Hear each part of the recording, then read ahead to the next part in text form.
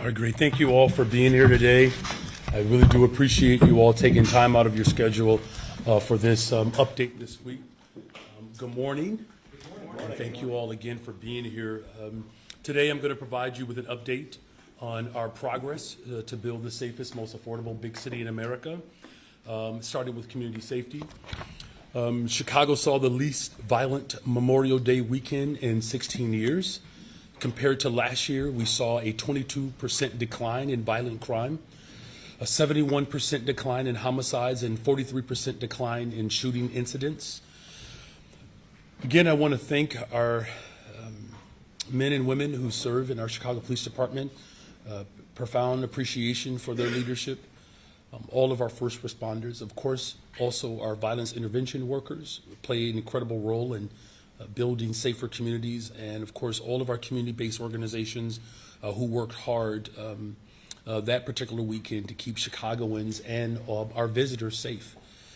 When we look at the month of May, as a whole, we had a 23% decrease in violent crime, a 38% decline in homicides, 43% decline in shootings, and 31% decline in robberies. These are all comparative numbers to last year. Our year-to-date numbers are consistent, and they remained consistent, as you can see from the slide. Now, these numbers are encouraging, but we are continuing to evaluate and refine our strategies throughout the summer to continue to drive crime and violence down as a whole. This is just the beginning of our work to reduce violence. We do have a long way to go to get to where we want to be as a city. As I've indicated, my goal is to build the safest, most affordable big city in America. Unfortunately, we did, however, see a mass shooting incident this weekend in Auburn, Gresham. We are working with the community, and that includes, of course, Father Michael Flager, which I do thank him for his years of service and commitment to not just this particular community, but the city as a whole. And we're going to continue to work with all local leaders to continue to build a collaborative response to this tragic incident. But in response to this shooting, we are standing up the Emergency Assistance Center. This will be at 1210 West 78th Place. That's going to be tomorrow from 4 till 7 p.m. The purpose of the Emergency Assistance Center is to provide support for victims of that incident, witnesses, and community members who are obviously in a tremendous amount of pain right now. We are grateful for the partnership of CPD and St. Sabina in this effort and the work to relieve trauma and prevent further incidents of violence is our ultimate goal.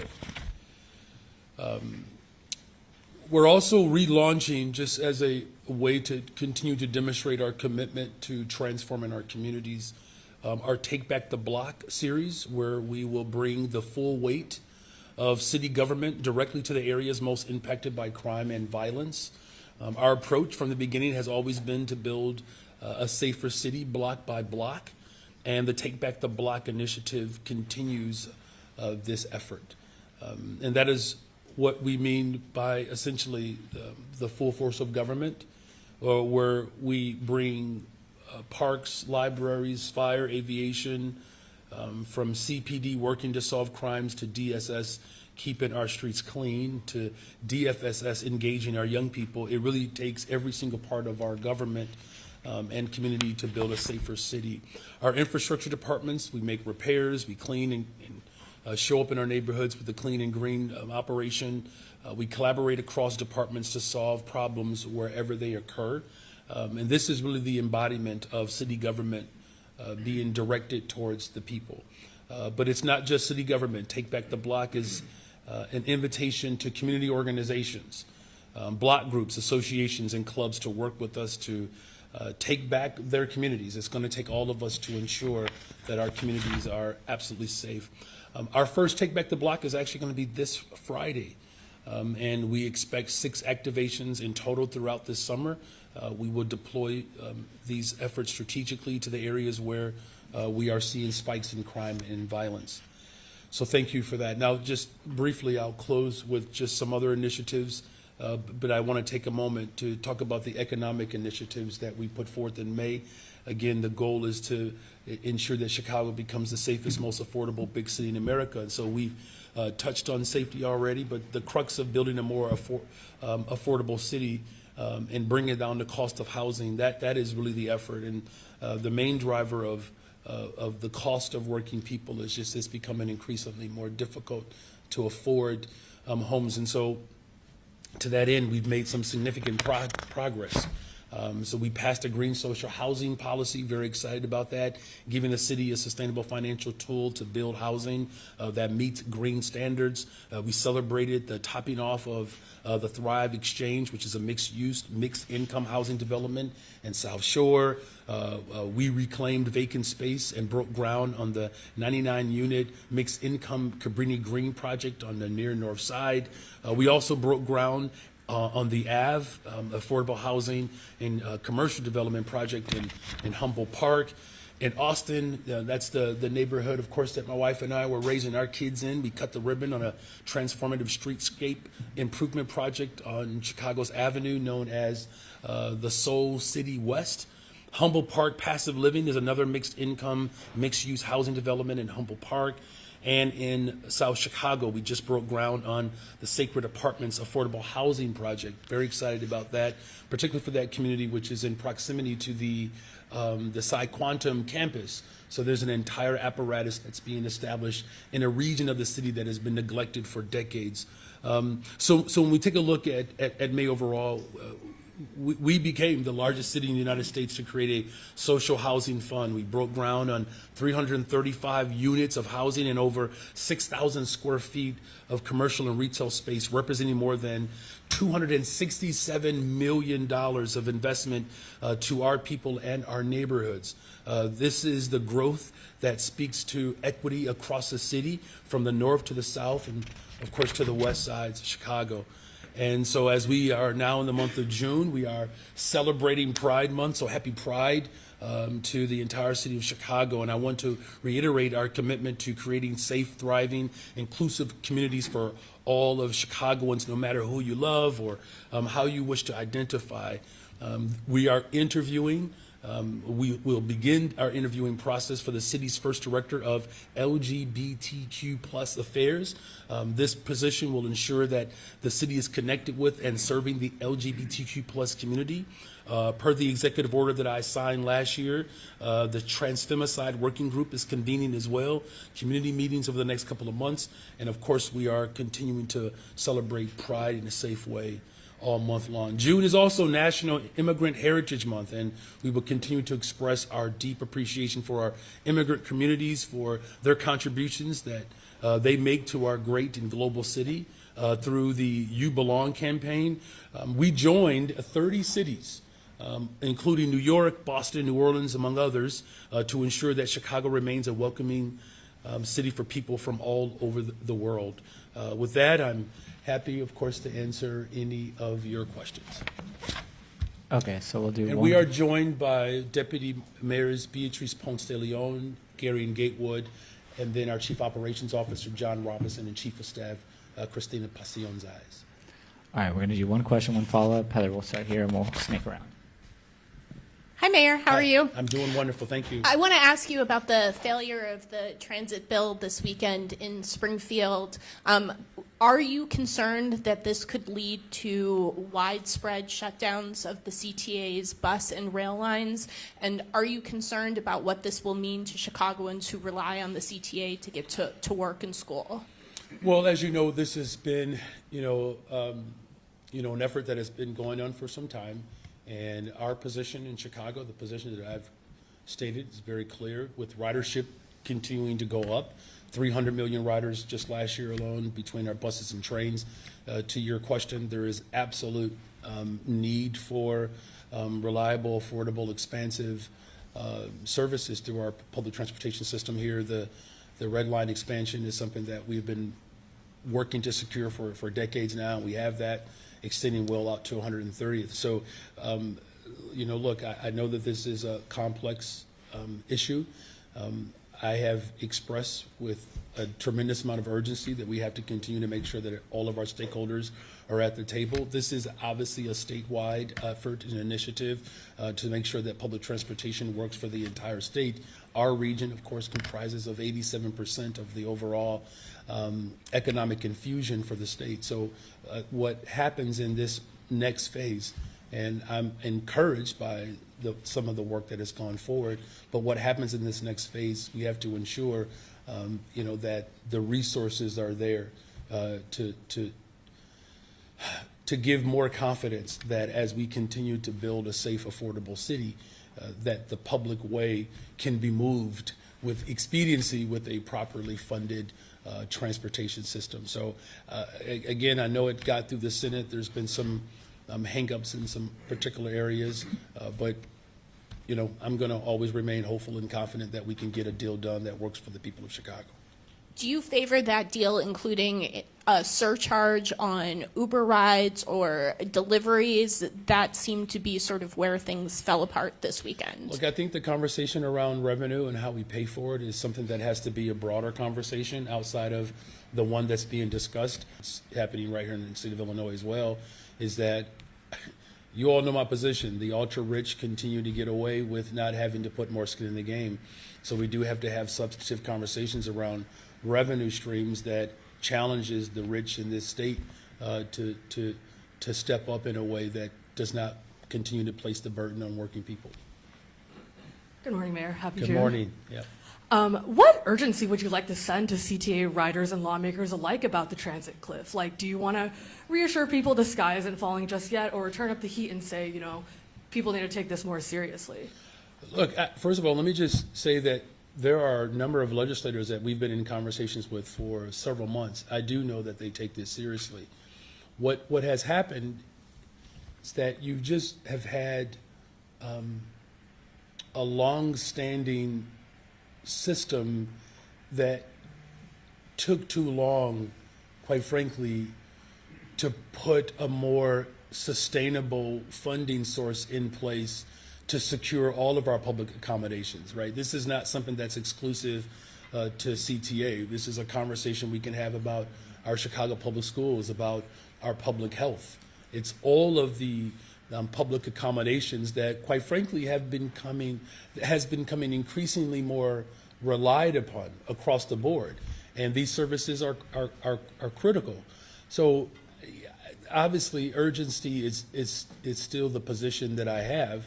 And this budget was austere. There are budgetary challenges all over the country, and we're faced with that because we do have a great deal of uncertainty and, quite frankly, animosity that's coming from the federal government. Those are all complicated matters that have made this effort a bit more challenging. And yes, we have to get this right, and we have to do it with some expediency. And the mantra that dominated a certain faction of Springfield on this was no funding without reform, which in turn became a referendum of sorts on Dorval Carter and some of your transit appointments. What do you think about the argument that frustration over some of these decisions might have hampered the CTA's argument that it should get more funding? Yeah, it's a poor analysis. That was it? Okay. Good morning, Mayor. Good morning. Getting back to funding for the priorities that you like to see coming from the federal government, we had a big influx at the end of the Obama administration into Chicago that kickstarted the Red Line expansion and the improvements that we're seeing up north. When it comes to what we're seeing now, do you think that the federal government's targeting specifically blue areas of the country, or do you see what's happening in Kentucky and Tennessee with FEMA as a widespread, the government's not going to be here for you like we have been in the past? Thank you for that question. It's impacting all of our cities, blue or red, purple. It is clear that the president is, his behavior is inimical to the interest of working people. And, I've hosted the U.S. Conference of Mayors just a month or so ago, along with police chiefs and superintendents. They're feeling the impact of the Trump the Trump's administration's tactics. And, you know, whether it's cutting off food or, you know, taking away access to medicine, you mentioned FEMA. I mean, Trump's administration is mad at the weather. I mean, I do believe, though, that there is a rising resistance to the failures of this administration. You know, but what I can say emphatically is that as a city, we're going to continue to stand up and fight for working people, and that's why we're making the investments that I've spoken of to housing, to more green, sustainable housing, to investing in a workforce. And you know, I know that there has been some reporting this morning around the Chicago fire and Mr. Mansueto and his belief in my administration and this city. So we're doing it in spite of, but I actually believe that more and more people are going to begin to experience the failures of this administration at the federal level, but it's going to take a collective response of working people across this country to stand up to this tyrannical administration. Given the structural deficit that the city has with pensions and whatnot, when you look at your priorities, how do you make those sustainable for a budget going forward when you're making that much investment and trying to keep revenue high, but not taxing people out of the city? Yeah, I mean, look, it's a fair question. That's why we put together this working group. The working group is, you know, they're already rolling up their sleeves. They're digging into this process. There are a number of ideas that are being floated around progressive revenue. There are other ways in which we're finding ways to make sure that government is more productive so that we can have cost savings. So, look, I'm always going to remain optimistic because I just think that there's a lot to be optimistic about. As crime continues to go down in the city of Chicago and investments continue to go up, that I know that the people of Chicago want us to be able to maintain and grow, you know, our city. So that's going to be a collective response from everyone, and you know, feel pretty confident about this overall process that we'll be able to work together and come up with something reasonable where we deal with the legacy debt while also making the investments to build the safest, most affordable big city in America. Mayor Johnson. How many people did you talk to this week? Because it was like I millions talked to a lot of last week. people. Millions, though, right? Well, hundreds of thousands, if not. Okay, so it went down this week. Questions, Okay. comments, Yeah. likes and shares every time. Okay. Guaranteed, it's a gold mine. Here's the question that they want to know the answer to. Thousands of people. The Department of Justice investigation into your racist hiring practices can very likely result in millions of dollars in damages, and that you and your administration will be personally liable for. Yet your legal response to the Department of Justice is to attack them. It's unhinged. Legal experts that I have talked to say that it's unhinged. Okay, we're going to get to the question now. And regular Otherwise, Chicagoans, we're going to keep moving, sir. regular Chicagoans are saying to me that they're concerned about you.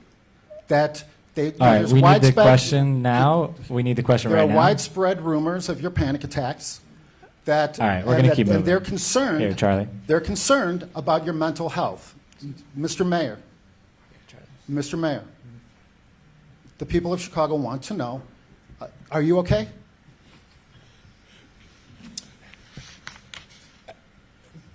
I asked that same question about you last week, if you're okay, because it's not clear to me that you are, and I mean this with all sincerity. I want you to get the help that you need. I do. Seek it.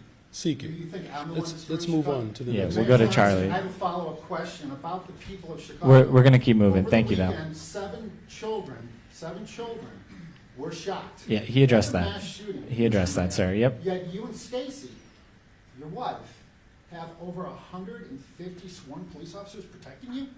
Why is your life and Stacy's life more important than the children of Chicago, Mr. Mayor? I want you to get the help that you need, sir.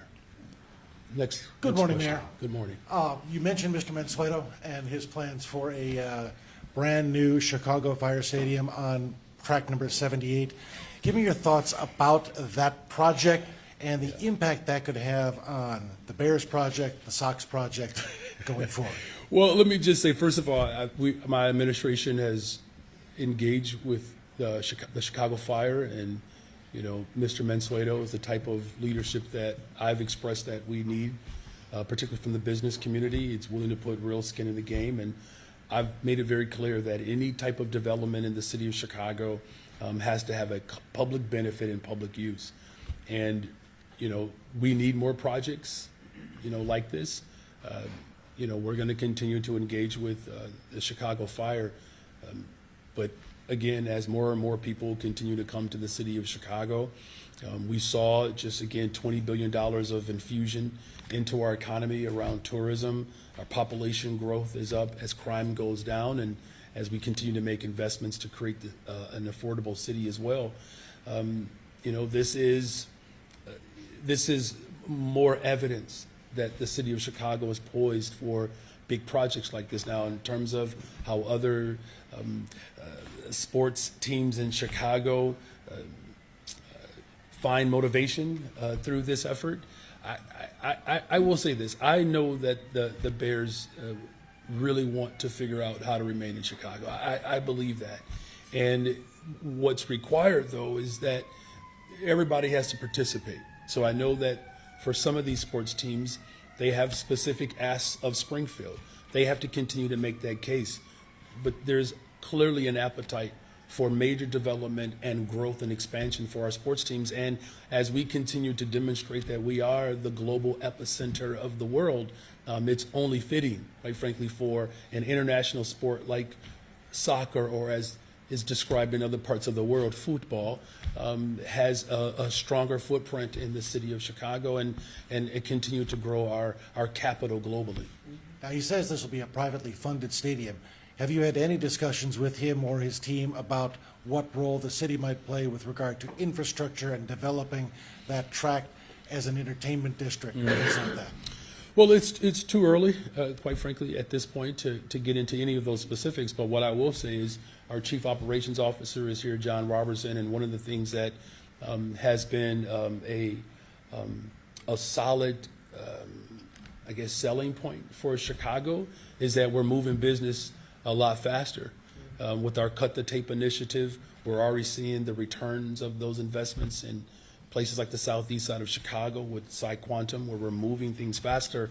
That in and of itself is worthwhile because it saves, time is money, right? So the Chicago Fire has expressed a great deal of interest, much like the 1901 project investments, because they have absolute faith and confidence in my administration to be able to move the bureaucracy out of the way so that we can actually get cranes in the sky and move on these big developments. One quick follow-up. Could you see two stadiums there, one for the Fire, one for the White Sox? I mean, I think that's a little too early to speculate in that regard. What I will say is, though, there's a lot of room for stadiums all over the city of Chicago, and there's a lot of room within my administration to do everything in our power to ensure that there is a public benefit and public use for those stadiums. You talked a little bit about the asks for Springfield. Your administration had been asking Springfield for some assistance. Did you get what you wanted during the spring session in terms of funding, in terms of policy, or is that something you'll be lobbying for throughout the summer? We're going to, first of all, I will say this. I mean, this was a very difficult budget for Springfield. I mean, you all saw the way that played out. I believe that the final product was delivered about 6 hours out before the actual deadline. My administration has been in constant communication with leaders in Springfield. One of the things that we are very pleased with, though, is that the One System initiative, there's some commitment there to continue to fund that effort. As you know, it's a big priority of mine to deal with the unhoused and the individuals who are a bad situation away from losing housing. So that's a good thing, right? I believe there's some other technical things that we're still going to work out. But one of the things that we were happy with, that there was an increase. I think we've doubled the amount of resources for after-school matters and some of the other categoricals where we're able to provide some additional support for our public school students. And yes, to the beginning part of your question, there are still efforts that we have to continue to do over the summer, into the fall, and quite frankly, into the next session to ensure that the city of Chicago receives the necessary investments to continue to build a safe, affordable city. But you didn't receive any additional aid or any funding in this particular budget. So how is that going to play out in terms of how you craft your next budget with this working group? Given that you don't have additional funding, is that going to mean that the city is going to need to look at cuts, furloughs, layoffs, or any other operational changes, given this working group is looking at that right now? Well, as you know, the working group is looking at everything anyways, right? You know, our budget is not solely contingent upon what happens at the federal level or in Springfield. But what I can say is, I mean, clearly this was a difficult budget for the General Assembly, an austere budget. They did the best that they could to try to maintain services that the entire state relies on. And, you know, the challenge that we have is that the hostility is coming from the federal government. And so we're all going to be impacted by that. As one of your colleagues asked, this is not necessarily exclusive to the city of Chicago or the state of Illinois. These are budgetary challenges all over the country. Spoke with Mayor Johnston of Denver. Challenges. Mayor Bass, Los Angeles. Challenges, right? Significant ones. The working group is going to help provide some guidance and make some recommendations, but it's ultimately going to come down to our commitment to working people and building the safest, most affordable big city in America. But we're going to look at many different revenue options that we have some control over locally. In fact, if you look at some of the trends for our revenue growth, the areas of revenue that the city of Chicago controls, those are the revenues that are showing the strongest promise. It's the local taxes, because we have direct oversight over. Again, I don't rest my budget on the federal or the state level. We have to do what is necessary to ensure that we're protecting working people. And this working group is comprised of individuals from all sectors, and we're going to continue to collaborate with everyone to ensure a budget reflects the values that we have. Thank you. Yep.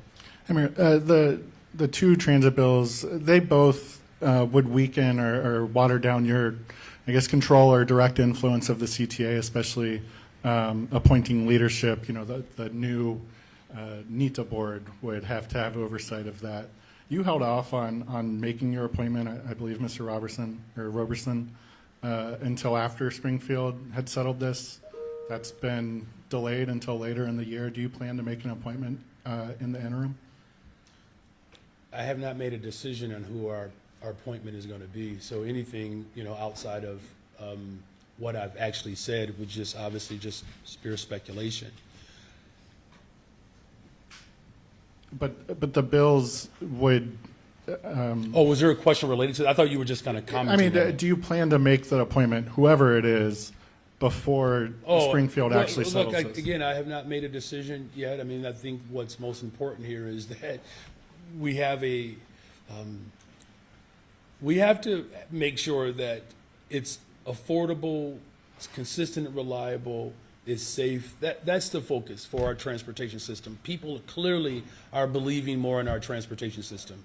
An 11% increase in ridership. That's only going to increase as we continue to activate more opportunities around the city, as more and more people come to Chicago, as more and more people move into the city of Chicago, and with good reason they're moving into our city. And I'm going to encourage people from all over the country continue to look at the city of Chicago to raise a family. You know, as far as the timing is concerned, or the power or the structure, there has to be a shared sacrifice and accountability for our public transit system. That's what the focus has been, and that's what the focus will remain.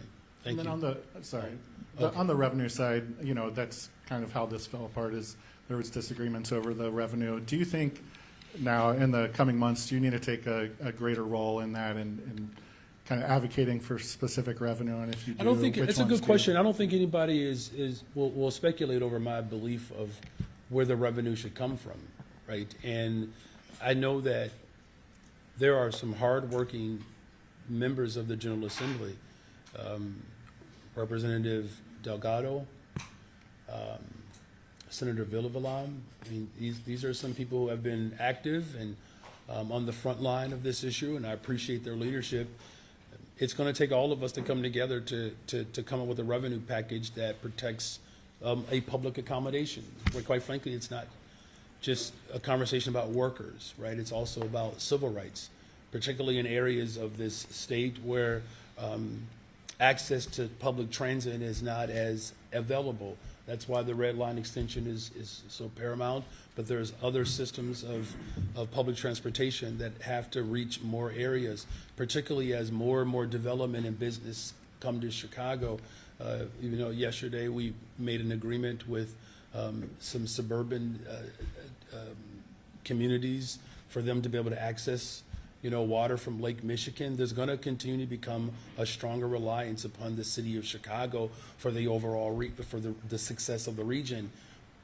People know that, and that's why we're working hard to ensure that there's a collective, collaborative approach, so that not only will we, ask people to share in the sacrifice in terms of how we fund these systems, but that we also demonstrate a commitment to the rest of the region, that the city of Chicago is open for business, not for sale, but we see ourselves as a global partner, not just here locally, but again, around the world. Hi, Mayor. Hi. I'm going to keep my question short, so maybe I can get a question one, part A and B, and then I'll follow up. Wow. Where do you stand on Chicago enacting its own grocery tax when it goes away from the state? Well, the city of Chicago will not enact its own grocery tax. The grocery tax already exists. There is a process in which the collection of the grocery tax is now being placed in the responsibility of municipalities, right? So it was a function that the state of Illinois decided to relinquish and leave it to the cities to collect the tax. So we're not creating a grocery tax. We're just creating a process by which we can collect it. There's like 202 municipalities that are already doing it. And on the budget, where do you stand on some of the ideas that were proposed but kind of failed to fund mass transit, being, the surcharge on tolls coming in, the delivery tax, the rideshare tax? Are you in support of all those? Well, here's what I'm most supportive of, I'll say it, is that I know that there are more people in the state of Illinois that can do more to contribute to the overall economic growth of our state. And these are, individuals that have done exceptionally well. And I know there's been some conversations about a millionaire's tax and other forms of progressive taxation that challenges the ultra-rich to pay their fair share. As far as some of these other, ideas that don't get at what I want us to get at, which is to challenge the ultra-wealthy in this state to pay more. I have not taken a firm position, and I just think that it's important that, we come up with solutions that are sustainable and that they don't overwhelm, the pocketbooks of working people. So my follow-up question is actually about the ICE raids. You may have heard yesterday, ICE agents working with the FBI were over in Pilsen, made 2 arrests. Can you tell us what you know about that and give us your reaction to, ICE coming in and doing this? Things have kind of been quiet for a while. Yeah, I will say that these incidents that are happening around the country, they're disturbing. Because, I still believe in due process. And, the 5th and 14th Amendments have laid out a due process that I believe that it's important that we hold to, the constitutionality of our nation's laws. Our local police department has worked hard to build, rebuild trust within communities across the city, and that's important to me. And that's why, we don't engage our local law enforcement as federal ICE agents. But I will say, it is troubling that it's being reported that these interactions or encounters or raids are not holding to the rule of law, and I'm not even sure if there were warrants that were issued. That's that's not the type of nation that we've worked hard to secure, through significant resistance to push back against tyranny. So I don't know, Beatrice, if you wanted to add anything else. Well, I would just add that what we have heard from community partners is what we discussed last time. This is having, bringing instability, bringing fear, uncertainty into communities. And people are starting to react and to perhaps go back into the shadows and not be able to go freely to work or send their children to school. We've seen a little bit of a dip in some of the business corridors where in our immigrant communities where folks are just not going out and doing their regular business. And just to echo what the mayor said, due process is a right that we all have, and we should hopefully be able to maintain that in this country.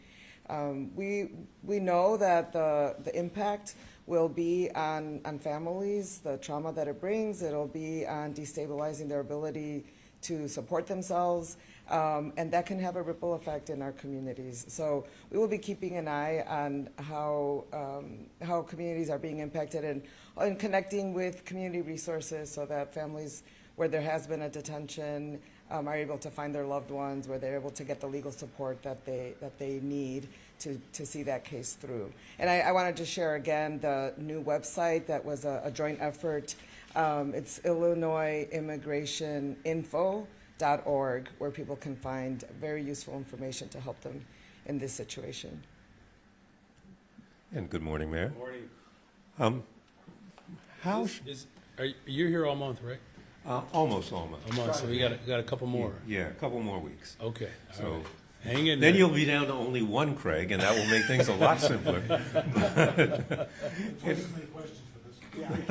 you getting your questions?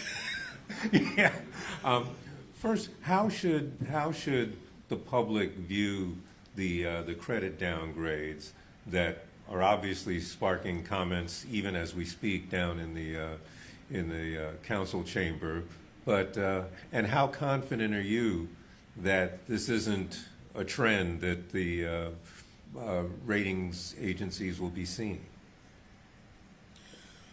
Well, look, our economy as a whole here in Chicago, as diverse as it is threatened by the federal government's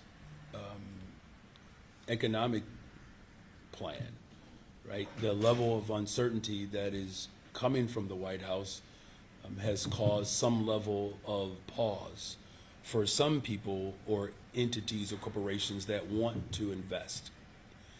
Now, this is obviously not detracting or steering, Joe Mansueto away or the Reinsdorfs and the Rickett, and the Wirtz with the 1901 project on the west side quantum, right? I can go on and on. I mean, there's development that's still happening, but one of the challenges that we have is that even at the federal level, the speculation and the uncertainty has caused credit ratings to hit our federal standing as well. So this is not something that is exclusive to Chicago. As far as how we build and what we do in this upcoming budget,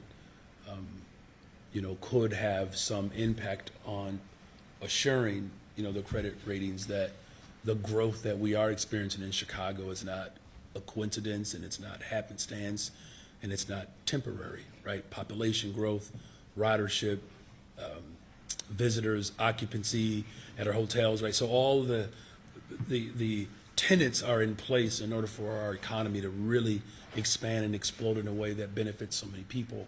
In terms of my confidence, level, I think just like everything else, I live in optimism. And there are things to be encouraged by, right? The strategic work that corporations and business leaders wanted me to do around public safety, I did it. Between my deputy mayor, the superintendent, the leadership team of the Chicago Police Department, 4 or 5 conversations a week in person, not to mention the multiple phone calls that we're in, bringing people in the room so that they understand the strategic nature around my vision of how we show up block by block. Because remember, for the business community, that was their biggest concern.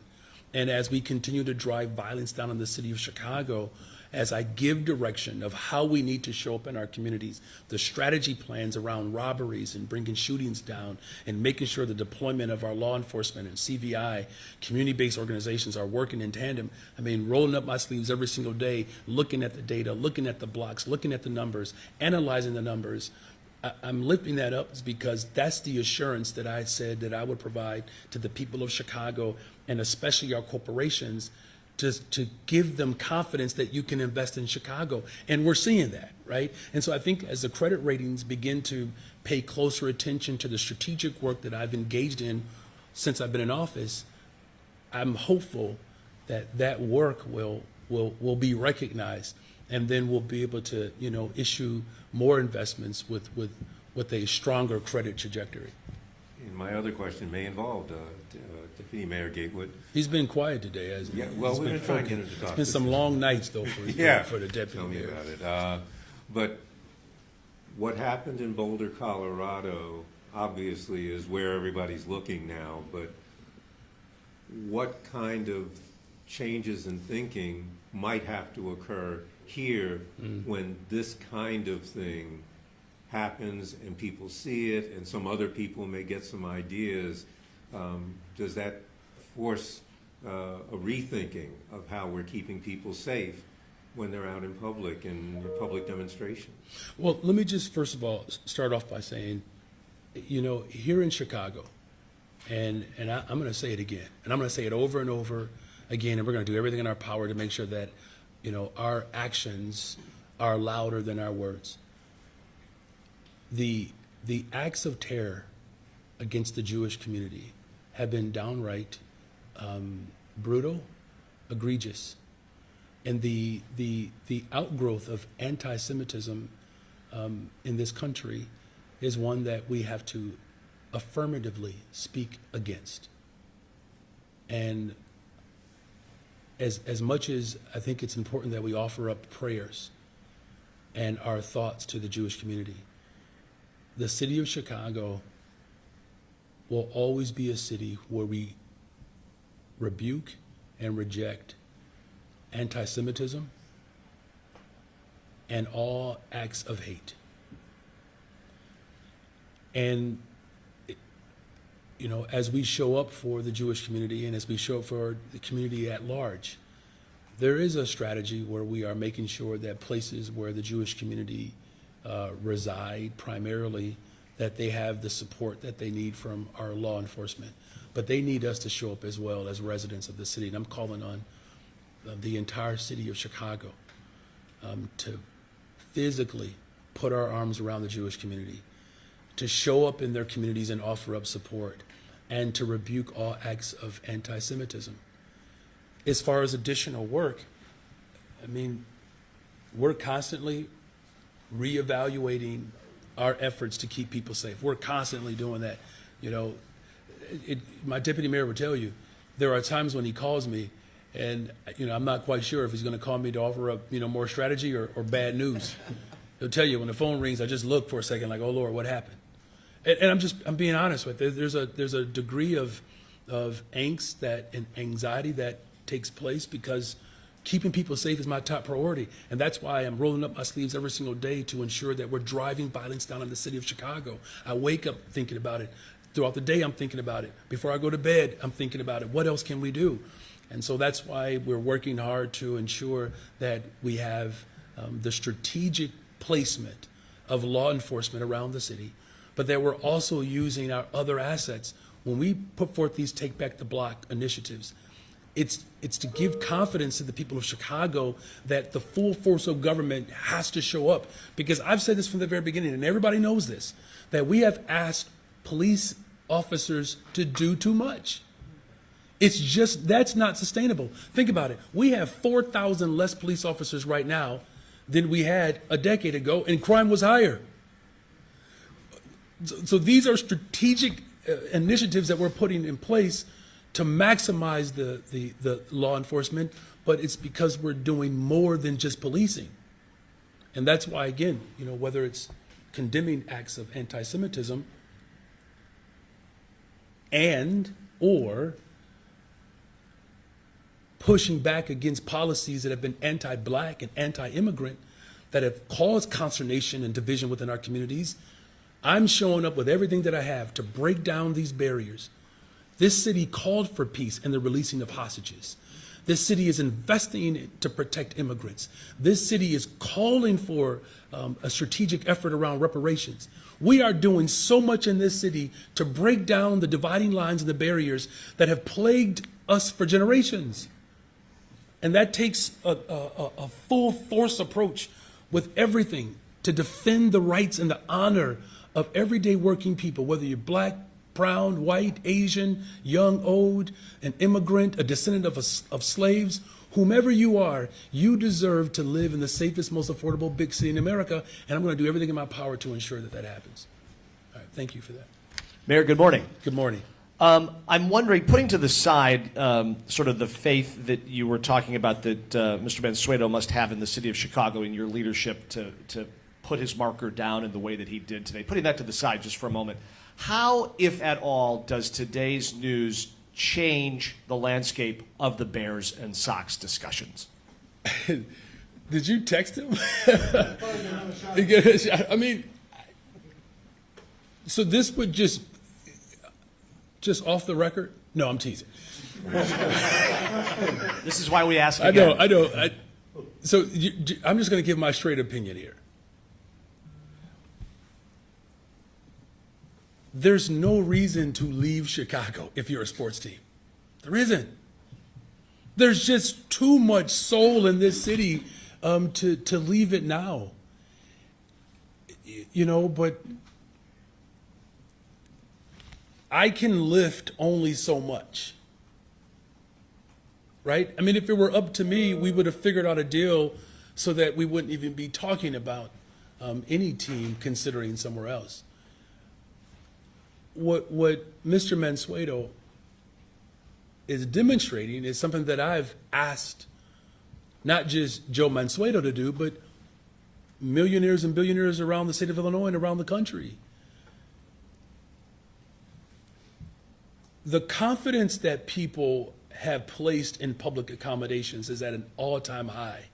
There are more people relying upon public health, public education, public transportation, good public sector jobs, environmental justice. This is why the attacks that are coming from Trump are so intentional, because it's a proven commodity, if you will, that when government and private partnerships exist, it creates opportunities for everyone.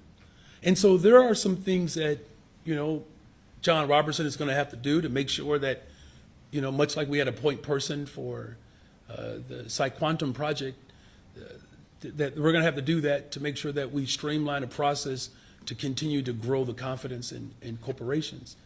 But, if you're asking my personal opinion around the impact that this could have on other sports teams, I'm going to remain hopeful and optimistic that what the Chicago Fire is doing, and even what the Bears attempted to do, because let's keep in mind, I believe they put up $2.2 billion, right? I mean, it's not like they showed up empty-handed, right?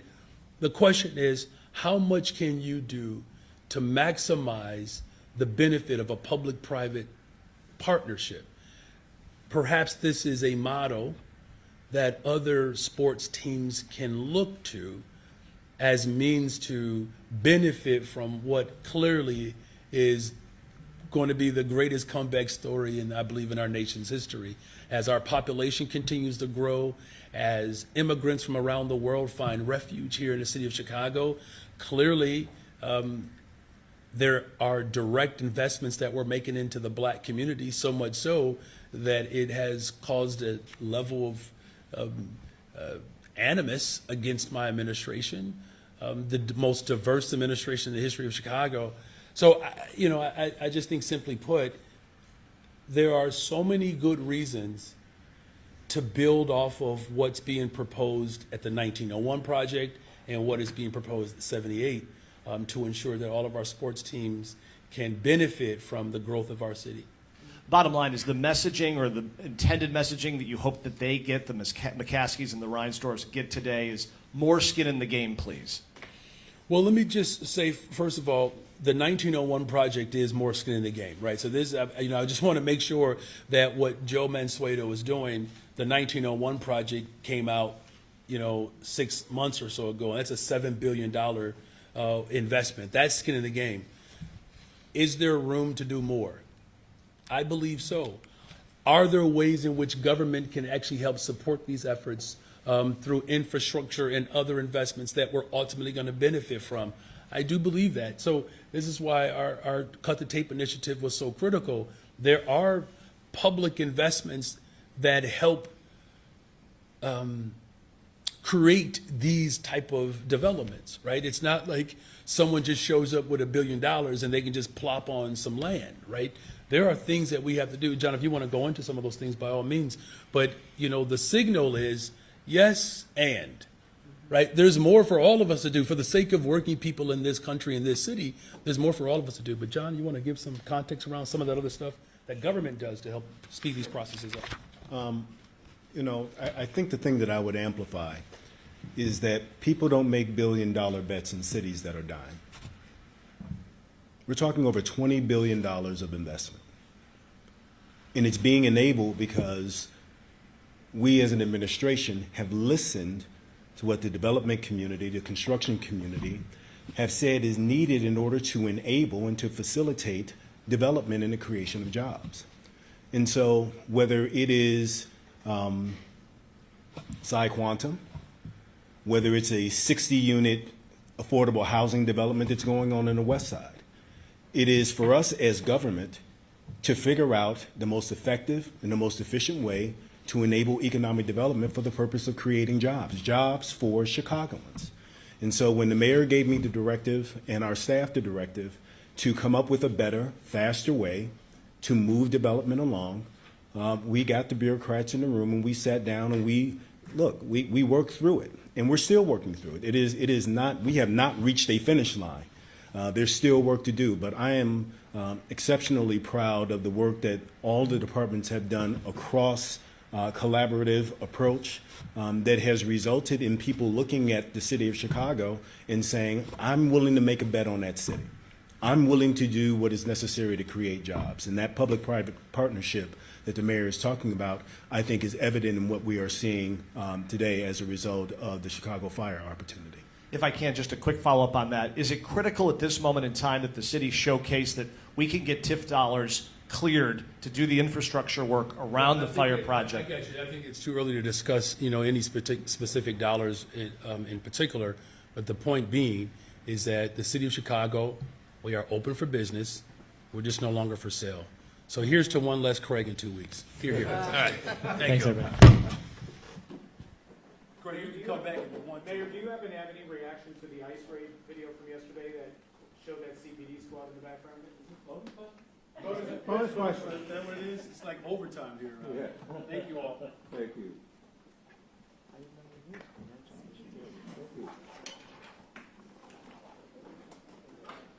Where have you been?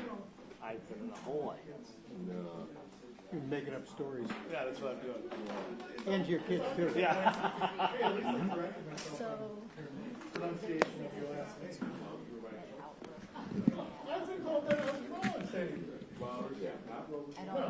I said Roberson first. And then said, okay. All right.